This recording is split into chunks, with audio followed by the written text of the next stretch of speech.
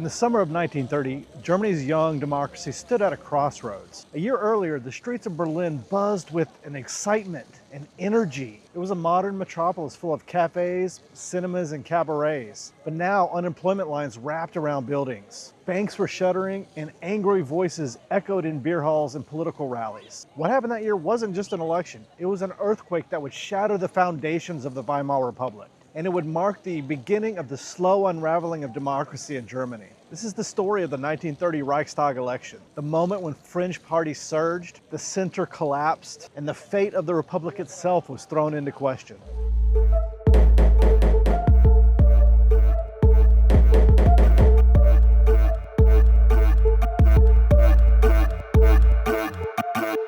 To understand the stakes of the 1930 election, we need to rewind just a little. In October of 1929, the American stock market crashed. The Great Depression was born, and thanks to Germany's economic dependence on American loans, the crisis crossed the Atlantic almost instantly. In Berlin, the consequences came fast. By early 1930, hundreds of thousands of workers had lost their jobs. Small businesses folded. Young men sold matches or polished shoes in the street for change. The unemployment insurance system, a hard-won achievement of the Weimar years, buckled under the pressure. In March 1930, the government collapsed. Chancellor Heinrich Müller, a social democrat leading a broad coalition of pro-democratic parties, was forced to resign after bitter disagreements over how to fund unemployment benefits. His coalition had been the last great experiment in democratic unity, and its failure signaled that consensus politics was no longer working. President Paul von Hindenburg turned to Heinrich Brüning of the Centrum Party, a man he believed would be firm and physically conservative. Brüning's government, lacking a stable majority in the Reichstag, soon began ruling by presidential decree, bypassing parliament whenever necessary. It was legal. Article 48 of the Weimar Constitution allowed it, but it was a dangerous precedent.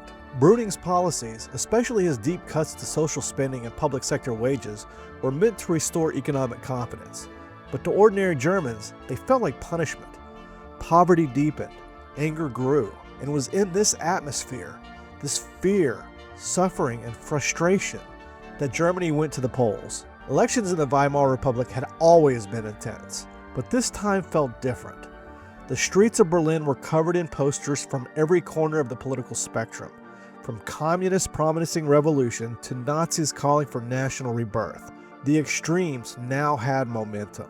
Meanwhile, the parties of the Democratic Center, the ones that had built the Republic, struggled to explain how they could fix what was clearly broken. And so the stage was set. An angry electorate, a broken coalition system, and radical parties rising fast. The 1930 Reichstag election wasn't just about who would govern. It was about whether parliamentary democracy itself still had a future.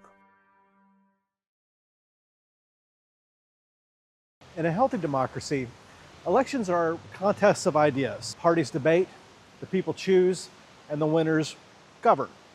At least that's how it's supposed to work in theory. But in 1930, Germany's election wasn't just a debate, it was a battlefield. For millions of Germans, it wasn't just a debate between different visions of what democracy is supposed to be. It was between democracy itself and the forces that wanted to destroy it. On the left, the communists promised revolution. On the right, the Nazis promised rebirth. And in the middle, the old parties of the Republic struggled to be heard over the shouting. So what were the visions these parties were offering? What did they stand for? And why, when the votes were counted, would the center basically collapse? Let's take a closer look. In the 1930 Reichstag election, voters faced an overwhelming array of choices. There were nearly 30 parties on the ballot, but only a handful would come to define the outcome and the future of the Republic. At the heart of the Weimar political spectrum stood the Social Democratic Party, the SPD. Long the largest party in the Reichstag, the SPD championed democracy, labor rights, and social welfare. But by 1930, they were on the defensive. The SPD had supported unpopular austerity policies during the Müller government, and now found themselves painted as ineffective moderates in a time of crisis. To their right was the Zentrum, the Catholic Center Party. Broadly centrist and pro-democracy, Zentrum had historically played a kingmaker role in coalition governments. But under Chancellor Brüning, they now bore responsibility for the unpopular measures sweeping the country. Zentrum's strength lay in its Catholic base, but even that wasn't immune to growing political frustration. Further right still was the German National People's Party, the Deutsche National Volkspartei. The DNVP was monarchist to its core, a party of industrialists, landowners, and old elites who longed for the days of the Kaiser. Many in its ranks had never accepted the Republic and openly called for the restoration of the monarchy. They viewed democracy as a foreign import, imposed by defeat, and believed that Germany needed strong, hierarchical leadership and not party politics or compromise. The DNVP also trafficked in anti-Semitic conspiracy theories, portraying Jews as responsible for Germany's political instability and economic troubles. Their party newspapers and public speeches helped spread exclusionary, racial rhetoric that undermined the foundations of democratic discourse. In the early 1930s, the DNVP would become a crucial partner in the rise of Hitler, providing the Nazi movement with political cover, respectability, and access to the conservative establishment. They weren't just opponents of Weimar. They were architects of its undoing. Then came the National Socialist German Workers' Party, the Nationalsozialistische Deutsche Arbeiterpartei, or the Nazi Party. In 1928, they had won just 2.6% of the vote, but by 1930, they were everywhere. Swastika flags hung from balconies. Stormtroopers marched in formation through Berlin's neighborhoods. Hitler's face appeared on posters besides slogans promising work and bread, and vengeance against enemies of Germany. What made the Nazis so effective was their ability to be everything to everyone. To nationalists, they promised the restoration of German pride. To the unemployed, they offered jobs and renewal. To conservatives, they posed as a bulwark against Bolshevism. And to the elite, they spoke the language of order. But beneath the spectacle, the Nazi platform was built on something far more sinister. At its core was racial hatred, especially toward Germany's Jewish population. The Nazis blamed Jews for everything: the failure of the Weimar Republic, the humiliation of Versailles, the collapse of the economy. In their speeches and newspapers, anti-Semitism wasn't just present, it was central. Their messaging painted Jews not just as scapegoats, but as enemies of the nation, a dangerous, fabricated conspiracy that would have deadly consequences in the years to come. On the opposite end of the spectrum stood the Communist Party of Germany, the KPD. Unlike the SPD, the Communists rejected the Republic entirely.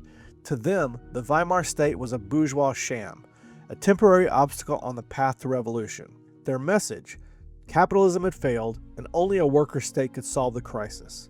KPD drew its strength from unemployed workers, radicalized youth, and a base of support in working-class districts like Berlin's Wedding and Neukölln. In their campaign literature, they attacked not just the Nazis and capitalists, but also the SPD, whom they labeled social fascists for participating in the system. In the middle of all of this chaos were the smaller liberal and democratic parties: the German Democratic Party, the DDP, and the German People's Party, the DVP. But these old Weimar stalwarts were fading fast. Their message of reason, stability, and constitutional order rang hollow in a country in pain. By 1930, the political center was disintegrating. The language of compromise had been drowned out by the rhetoric of crisis and of revolution. In the streets, this polarization wasn't just metaphorical. Campaign season was violent. Clashes between communists and Nazi supporters turned deadly. SA and Red Front fighters brawled in neighborhoods and outside polling places. Democracy was not just being debated, it was being fought over, block by block. And so, with Germany deeply divided and its democratic parties weakened, the election approached. Would voters choose the parties of the Republic, or abandon them for the promise of something new?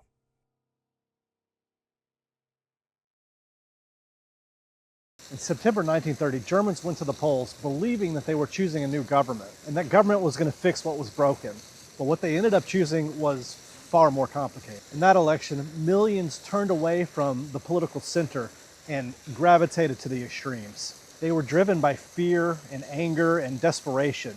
What happened on September 14th didn't just change the balance of power, it changed the course of German history.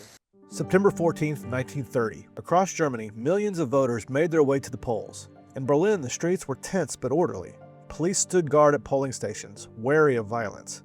Turnout was high. Over 82% of eligible voters participated, a clear sign of how deeply the stakes were felt. For many, the choice was not just about policy. It was existential. Which version of Germany's future would prevail?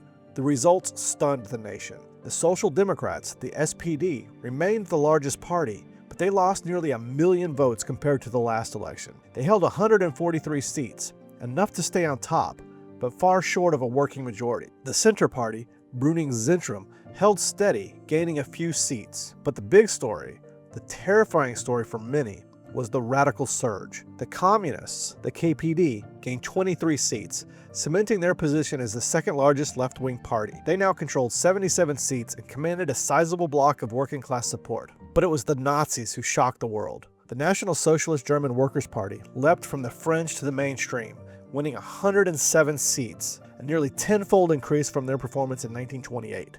They became the second largest party in Germany. Their share of the national vote rose from just 2.6% to over 18%. The Nazi Party's breakthrough wasn't limited to rural areas or small towns. In Berlin, too, their support surged, especially in neighborhoods battered by unemployment and despair. For the first time, Adolf Hitler's movement had a true national platform. No longer a sideshow, they were now a political force the Republic could not ignore. In the new Reichstag, the results created a deadlock. The Democratic Center, the SPD, Zentrum, and Liberal parties had lost ground. Meanwhile, the extreme left and extreme right together controlled over 30% of the seats. The parliament, designed to be a place of debate and compromise, became a battlefield. Every proposal was attacked from both sides. Every effort at governance turned into a political siege.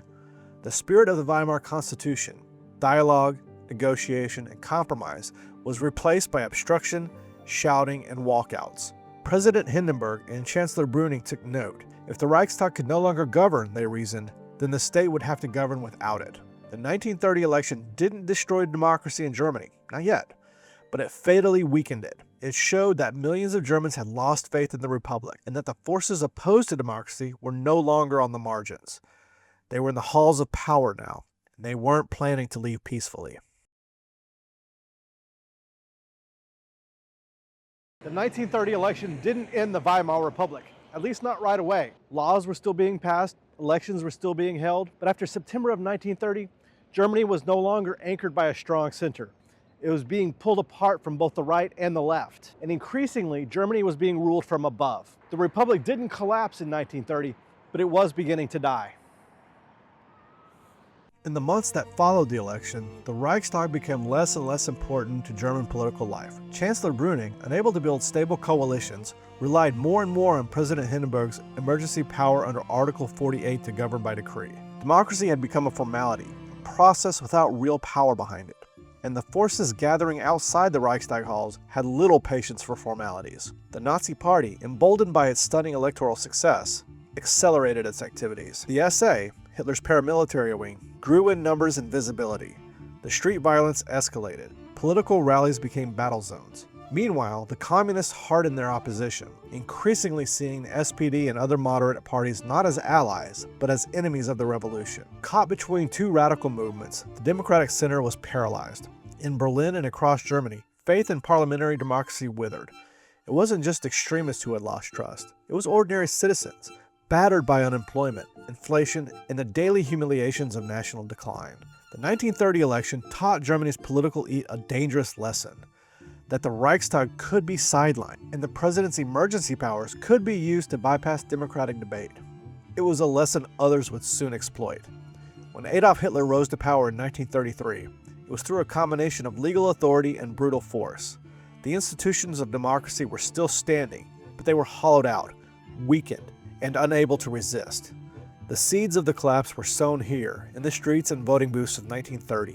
It wasn't a coup or a sudden revolution. It was a slow, corrosive drift, a death by 1,000 cuts, made possible in part by the ballots cast on that September day.